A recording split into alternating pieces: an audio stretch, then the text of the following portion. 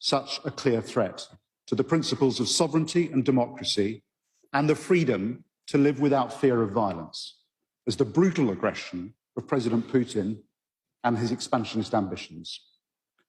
I believe we're living through a period of history as profound as the one our forebears did 80 years ago. And now, as then, our choices will have a disproportionate effect on the future. This is our 1937 moment. We're not at war, but we must act rapidly so that we aren't drawn into one through a failure to contain territorial expansion.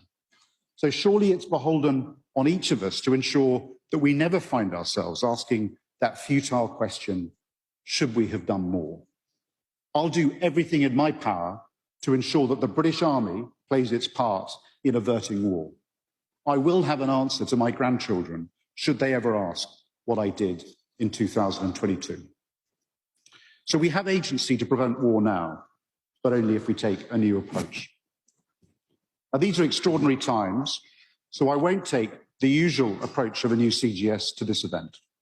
It will not be the traditional tour of the horizon covering the full breadth of Army business.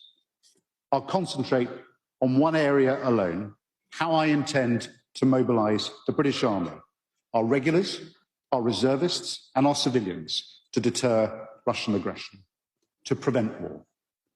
Now, we're already a busy army, but today's about mobilisation, and to mobilise effectively, we will need to suppress our additive culture and to guard against the tyranny of and. We can't do everything well, and some things are going to have to stop. It will mean ruthless prioritisation. So from now, the Army will have a singular focus to mobilise, to meet today's threat, and thereby prevent war in Europe.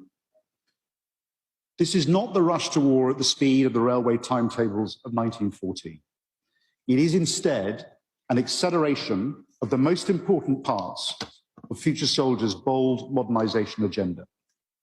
A move to a positional strategy, an increased focus on readiness and combined arms training, and a broader institutional renewal that creates the culture required to win if called upon.